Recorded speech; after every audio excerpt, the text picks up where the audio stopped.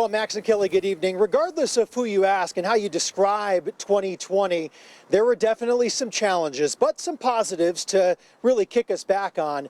Now, if you look on the bright side, experts say what we learned in 2020 should set the tone for 2021.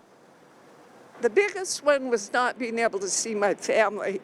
That was really hard. I think it's important that we take lessons learned from 2020 and move on, just like we did with history. With more than 9 months of the pandemic impacting the way we go about our daily lives, many are more than ready to turn over a new leaf. Looking forward to traveling again. Desperately have missed traveling and seeing and being able to hug family and friends. The effects from major events in 2020 tested more than physical wants and needs.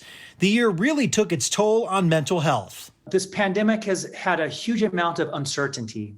And when we don't know what's going to be happening tomorrow and a week from now and a month from now, that obviously fuels anxiety. Studies referenced by those at Intermountain Healthcare show rates of depression and anxiety doubled in Utahns from November 2019 to November 2020. The mental health consequences of this pandemic will definitely go on for months or even years later. So we're going to want to stay very vigilant and supportive of our community. Doctors believe it's entirely possible that turning to a new calendar year might do the trick for some of those coping with mental health issues and strains on their social well-being.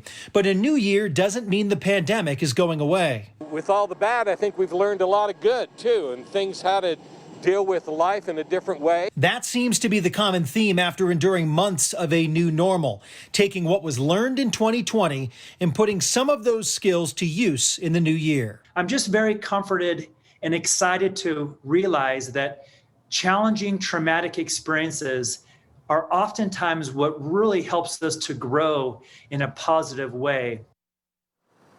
Safe to say a lot of us are looking forward to 2021.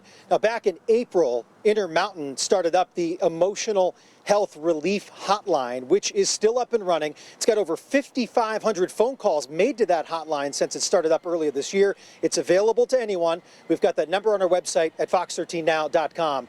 We're live in Salt Lake City tonight. Brian SCHNEE, Fox 13 News, Utah.